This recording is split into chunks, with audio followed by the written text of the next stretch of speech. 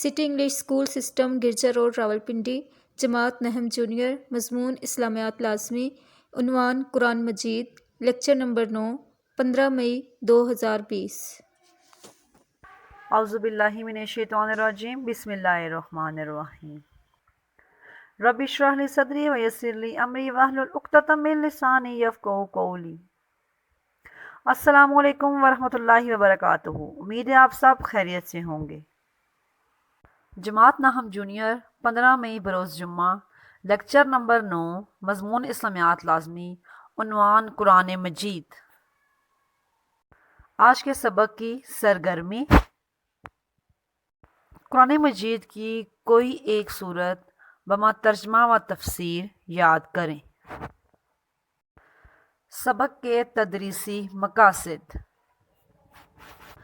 آج کے عنوان کے تدریسی مقاصد کے بارے میں اگر ہم بات کریں تو بحث بہت لمبی ہو جائے گی، لیکن اپنے سلیبس کو مد نظر رکھتے ہوئے آج کے اس عنوان کے تدریسی مقاصد ہیں بچوں کو قرآن مجید کا مختصر تعارف بیان کرنا، یعنی کہ قرآن مجید کس طریقے سے حضور پاک صلی اللہ علیہ وآلہ وسلم پر نازل ہوا اور آج تک کس طرح محفوظ ہے اور اس کی فضیلت کیا ہے۔ سبق کا باقاعدہ آغاز کرتے ہوئے چلتے ہیں اسلامیات لازمی کی کتاب کے صفحہ نمبر 86 پر۔ صفحہ نمبر 86، سوال نمبر 1، قرآن مجید کا مختصر تعارف بیان کریں۔ سب سے پہلے قرآن کا لغوی معنی۔ قرآن کا لفظ قرات سے بنا ہے جس کا معنی ہے پڑھنا، لہٰذا قرآن کا لغوی معنی ہے وہ کتاب جو بار بار پڑھی جائے۔ قرآن کا اصطلاحی معنی۔ ترجمہ، قرآن اللہ تعالیٰ کا وہ کلام ہے جو حضرت محمد صلی اللہ علیہ وآلہ وسلم پر اتارا گیا اور اس کی تلاوت کو نماز میں ضروری قرار دیا گیا۔ نزول قرآن۔ قرآن نزول کی ابتدا غار حرا سے ہوئی، جہاں نبی کریم صلی اللہ علیہ وآلہ وسلم اللہ تعالیٰ کی عبادت میں مصروف تھے۔ ابتدا میں رمضان کے مہینے میں سورہ الگ کی ابتدائی 5 آیات نازل ہوئیں۔ اس کے بعد قرآن مجید کی تکمیل تقریباً 23 برس میں ہوئی۔ نزول قرآن کی حکمت۔ اللہ تعالیٰ نے رہنمائی انسان کے لیے اور دنیا و آخرت میں کامیابی حاصل کرنے کے لیے قرآن مجید اتارا۔ انسان کو اللہ تعالیٰ نے خیر و شر میں فرق کرنے کی صلاحیت قرآن کے ذریعے ہی عطا فرمائی۔ قرآن مصدق اور مہمن کتاب ہے۔ گزشتہ انبیاء و رسول کی کتاب اور ان پر نازل ہونے والی کتابیں اصلی حالت میں محفوظ نہیں ہیں۔ اللہ تعالیٰ کا ارشاد ہے، اور ہم نے تمہاری طرف یہ کتاب نازل کی ہے جو یہ حق لے کر آئی ہے کہ سابقہ آسمانی کتابیں کی تصدیق کرنے والی اور محافظ و نگہبان ہیں۔ قرآن مجید کو سابقہ آسمانی کتابوں کے لیے حافظ کہنے کی وجہ ان کتابوں کی تعلیم اور عقائد کو سچ میں اپنے اندر محفوظ کر لیا ہے۔ اس کی تعلیمات زمانے کے لیے قابل عمل ہیں۔ اس کے بعد دیکھتے ہیں قرآن مجید میں کن کن مضامین پر بات کی گئی ہے۔ قرآن مجید انسان کو زندگی کے ہر شعبے میں رہنمائی فراہم کرتا ہے۔ مثلاً عقائد۔ قرآن اپنے ماننے والوں کو بنیادی عقائد مثلاً توحید، نبوت، رسالت، سابقہ آسمانی کتابوں، فرشتوں اور آخرت پر ایمان لانے کا حکم دیتا ہے۔ قرآن کے اندر تمام عبادات کا ذکر موجود ہے۔ اللہ تعالیٰ کی عبادت اور زندگی کس طریقے سے بسر کرنی ہے، تمام احکامات قرآن مجید میں موجود ہیں۔ اس کے علاوہ قرآن عبادت کا ایک مخصوص نظام بھی دیتا ہے، مثلا نماز قائم کرنا، رمضان کے روزے رکھنا، زکوٰۃ ادا کرنا اور حج ادا کرنا وغیرہ بھی۔ ان تمام احکامات کی تفصیل قرآن مجید میں درج ہے۔ اسلام کے بنیادی 5 ارکان کے بارے میں قرآن مجید سے بتایا گیا ہے۔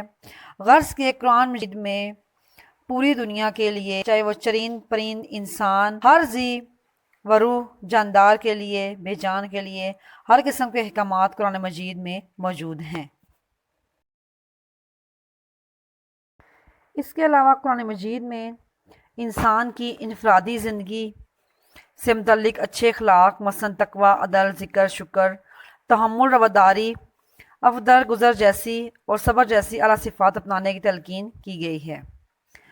قرآن ہمیں اجتماعی زندگی سے متعلق مکمل احکامات دیتا ہے۔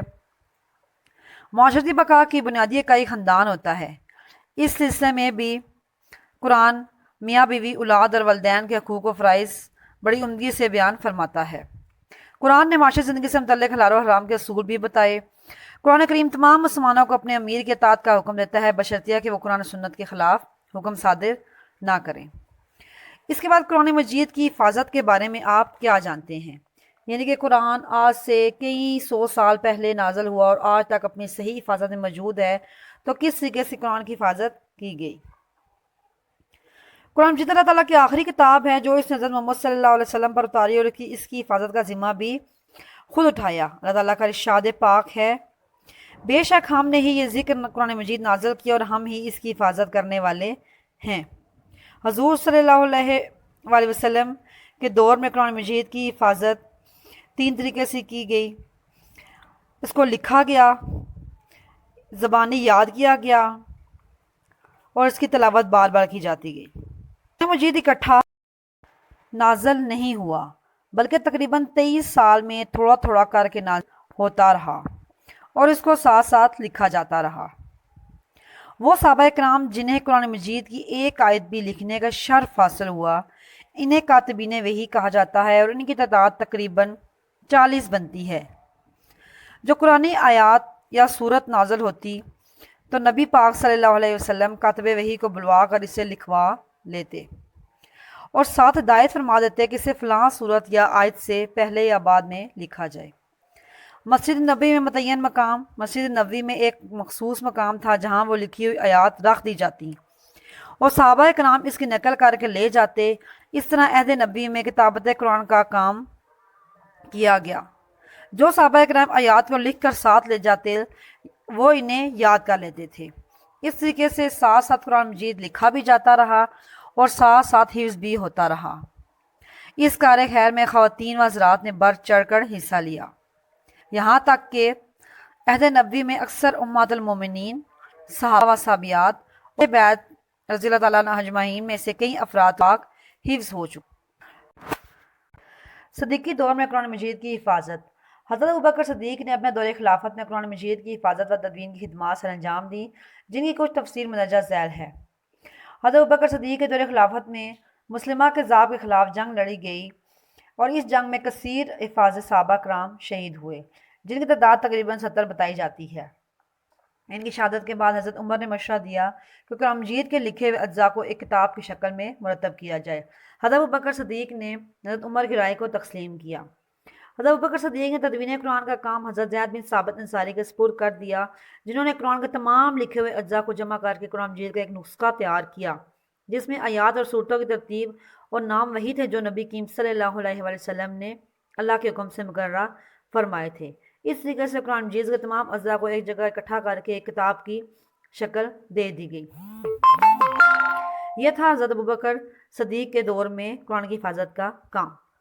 اب ہم دیکھیں گے حضرت ابوبکر صدیق کی وفات کے بعد حضرت عثمان کے دور میں قرآن کی حفاظت کس طریقے سے کی گئی۔ حضرت عثمان نے اپنے دور خلافت میں قرآن کریم کو ایک قرات پر جمع کر دیا، جس کی وجہ سے انہیں جامع القرآن کہا جاتا ہے۔ عربوں میں 7 قراتیں مشہور تھی اور قرآن کو کسی بھی قرات کے ساتھ کے مطابق پڑھنا جائز تھا، لیکن جب اسلام عرب سے نکل کر دوسرے علاقوں میں پھیل گیا تو اس وقت قرآن کی قرات میں کئی اختلاف پیدا ہو گئے جن کا خاتمہ ضروری تھا۔ حضرت حذیفہ بن یمان نے آذربائیجان اور ارمینہ کے علاقوں کے دور کے دوران دیکھا کہ لوگوں کا قرآن پڑھنے کا طریقہ صحیح نہیں ہے، تو لہٰذا انہوں نے واپس آ کر مدینہ میں حضرت عثمان کا مشورہ دیا کہ امت کو اختلاف سے بچانے کے لیے قرآن کو ایک قرات کے مطابق کر دیا جائے۔ اس مقصد کے لیے حضرت زید بن ثابت کی سربراہی میں ایک کمیٹی کا قیام عمل میں آیا۔ حضرت عثمان نے حضرت زید بن ثابت رضی اللہ عنہ کے سربراہی میں ایک کمیٹی تشکیل دی۔ ان میں حضرت زید کے علاوہ باقی تمام اصحاب قریشی تھے۔ اس طرح اس کمیٹی نے پورے قرآن مجید کو قریشی قرات اور لہجے کے مطابق لکھ دیا۔ بعد میں اس کی نقول تیار کر کے ایک نسخہ مدینہ طیبہ میں رکھا گیا اور باقی تمام صوبائی دارالحکومتوں میں بھی ایک ایک نسخہ بھیج دیا گیا اور ہدایت جاری کی گئی کہ آئندہ قرآن مجید کی تلاوت اور قرات اس نسخے کے مطابق کی جائے گی۔ قرآن مجید کی فضائل پر نوٹ لکھیں۔ یوں تو قرآن مجید کے فضائل بے شمار ہے، لیکن ان میں سے چند ایک کا ذکر آپ کے سلیبس میں کیا گیا ہے۔ قرآن مجید دنیا کی وہ واحد کتاب ہے جو شک سے بالا تر ہے۔ ارشاد ہے قرآن مجید وہ کتاب ہے جس میں کوئی شک نہیں۔ قرآن مجید اپنی تعلیمات کے لحاظ سے جامع ہے کیونکہ اس میں عقائد، عبادات، دعائیں، اخلاق، احکام اور تاریخی واقعات الغرض ہر خشک و تر اس کتاب میں موجود ہے۔ قرآن مجید کی تعلیمات عالمگیریت ہے۔ اس میں ہر خطے اور ہر زمانے کے لوگوں کے لیے دائمی اور مکمل ہدایت موجود ہے۔ یہ دنیا کی وہ واحد کتاب ہے جس تعلیمات پر عمل کرنے کی صورت میں دنیا و آخرت دونوں میں کامیابی کی ضمانت دی گئی ہے۔ قرآن مجید کا کلام اللہ تعالیٰ کا وہ کلام ہے جو تمام کلاموں کا سردار ہے۔ قرآن مجید کی تلاوت سب سے بڑی نیکی اور افضل عبادت ہے۔ فرمائے نبی صلی اللہ علیہ وسلم ہے، میری امت کے لیے سب سے زیادہ فضیلت والی عبادت قرآن مجید کی تلاوت ہے۔ نبی پاک صلی اللہ علیہ وسلم نے فرمایا، قرآن مجید کے ایک حرف کی تلاوت کرنے پر 10 نیکیاں ملتی ہیں اور ایک نیکی کا ثواب 10 گناہ ہے۔ قرآن مجید کی تعلیمات پر عمل کرنے والوں کو اللہ تعالیٰ عروج و ترقی عطا فرماتا ہے اور عمل نہ کرنے والوں کو ذلت و زوال سے دوچار کرتا ہے۔ نبی پاک صلی اللہ علیہ وآلہ وسلم نے فرمایا، اللہ تعالیٰ اس قرآن کے ذریعے کئی قوموں کو سربلندی عطا کرے گا اور کئی قوموں کو عمل نہ کرنے کی وجہ سے نیچا دکھائے گا۔ امید ہے آپ کو آج کا لیکچر اچھے طریقے سے سمجھ آ گیا ہوگا۔ آپ کو یہ لیکچر پہلے بھی کلاس میں کروایا جا چکا ہے اور اس کو مکمل یاد بھی کروایا جا چکا ہے، لیکن پھر بھی آپ نے سبق کو مکمل یاد کرنا اور لکھنا ہے۔ اپنے لیکچر کا اختتام دعا کے ساتھ کرتی ہوں۔ سبحانک اللہم و بحمدک، اشہد ان لا الہ الا انت، استغفرک و اتوب الیک۔ اس کے ساتھ ہی خدا حافظ۔